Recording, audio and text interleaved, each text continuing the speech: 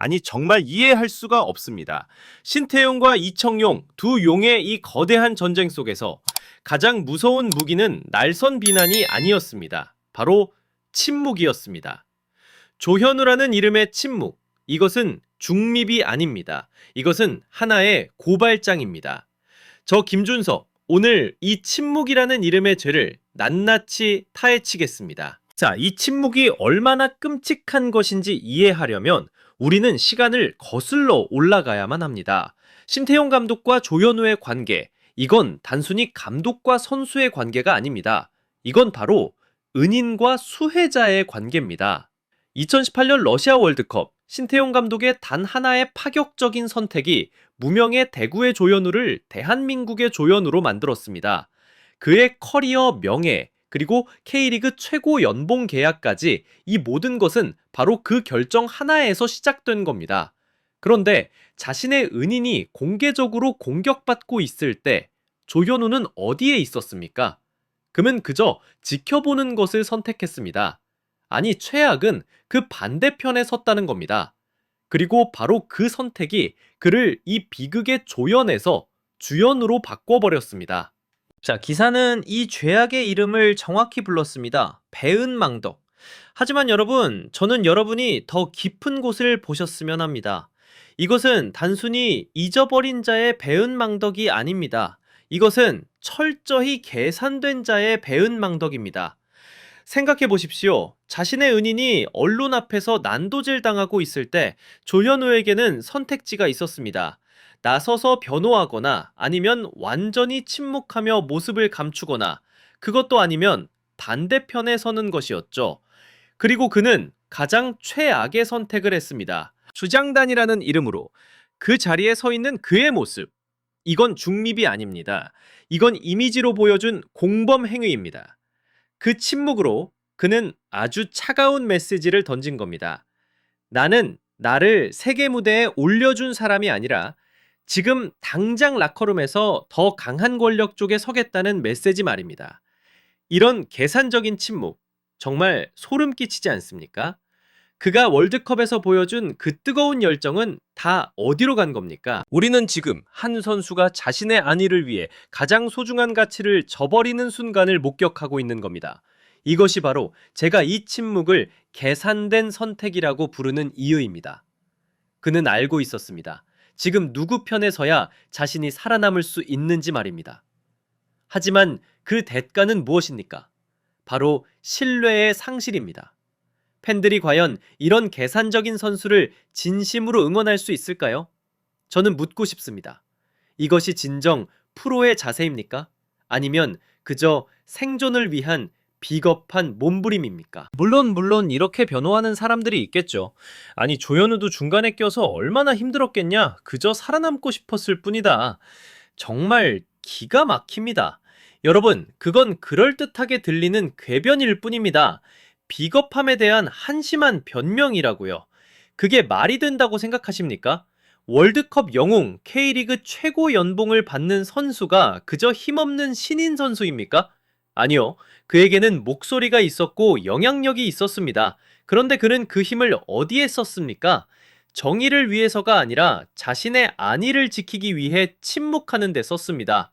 옳고 그름의 전쟁에서 도의의 싸움에서 침묵은 중립이 아니라 압제자에 대한 동조입니다. 조현우는 명백한 갈림길 앞에 섰습니다. 한쪽은 의리의 길이었습니다. 은혜에 보답하고 진실을 위해 목소리를 내지만 라커룸에서 고립될 수도 있는 외롭고 험난한 길. 다른 한쪽은 안전의 길이었습니다.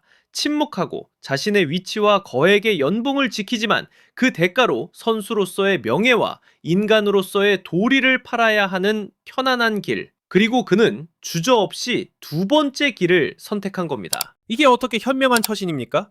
이것은 가장 노골적이고 가장 벌거벗은 형태의 기회주의입니다. 그의 침묵은 우리에게 똑똑히 보여줬습니다. 그에게 충성심과 의리란 증권시장의 주식과도 같은 것이었습니다.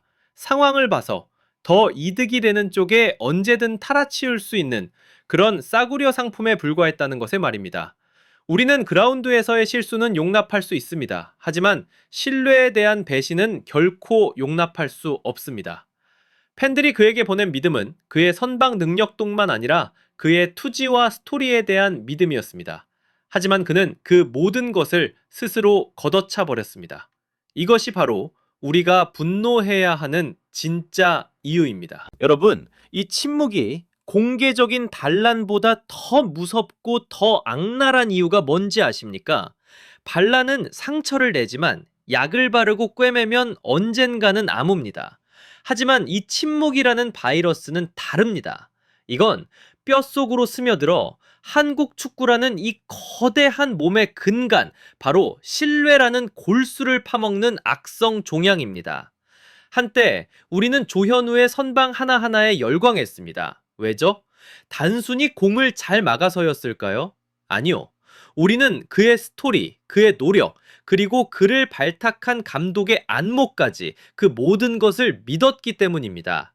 그런데 지금 그 순수했던 믿음이 어떻게 되었습니까? 배신감이라는 망치에 맞아 산산조각 나고 있습니다. 이 침묵은 앞으로 프로를 꿈꾸는 이 땅의 모든 어린 선수들에게 끔찍한 선례를 남깁니다. 보아라, 은혜 따위는 성공 앞에서 아무것도 아니다. 의리보다는 실리를 택하는 것이 현명한 것이다. 라고 똑똑히 가르치고 있는 겁니다. 이게 우리가 후배들에게 물려주고 싶은 축구 정신입니까? 정말입니까? 그리고 이 땅의 모든 지도자들의 가슴에 지워지지 않을 불신을 새겨 넣습니다. 헌신하지 마라. 마음을 주지 마라. 네가 키운 선수가 결국 너의 등에 칼을 꽂을 것이다. 이런 냉소주의가 우리 지도자들을 지배하게 될 겁니다. 여러분, 다시 한번 강조합니다. 조현우의 침묵은 단순히 신태용 감독 한 명에 대한 배신이 아닙니다. 이것은 선수와 지도자 사이에, 선배와 후배 사이에, 그리고 선수와 팬 사이에 존재해야 할 가장 기본적인 믿음의 다리를 폭파시켜버리는 행위입니다. 한국 축구의 가장 위대한 힘이자 정신이었던 사람에 대한 믿음이라는 대들보를 근본부터 썩게 만드는 행위라고요. 바로 이것이 우리가 이 사태를 절대로 가볍게 넘겨서는 안 되는 이유입니다. 자, 기사는 가장 치명적인 질문을 던졌고 저는 오늘 그 질문을 이 자리에서 다시 한번 단복하겠습니다. 자신에게 영광을 안겨준 사람조차 모른 척한다면 과연 팬들이 그를 믿고 응원할 수 있겠는가? 여러분, 이건 더 이상 축구 이야기가 아닙니다. 이건 바로 인격의 이야기입니다. 조현우는 자신의 침묵으로 그가 힘들게 쌓아올린 영웅이라는 이미지를 자기 손으로 직접 파괴했습니다. 그는 우리에게 똑똑히 보여주었습니다. 그 눈부신 선당 뒤에 얼마나 차가운 계산이 숨어 있었는지를 말입니다. 그의 침묵은 이청용의 그 행동보다 더 무섭고 더 비겁합니다.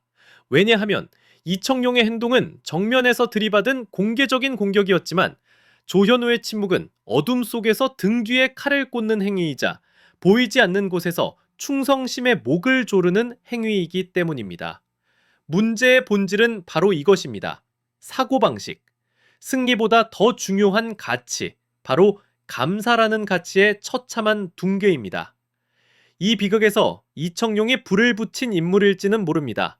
하지만 가장 비극적인 인물은 바로 조현우입니다. 그는 이 모든 가치 붕괴의 살아있는 상징이 되어버렸기 때문입니다. 오늘의 이 인격적 실패는 너무나도 값비싼 교훈입니다.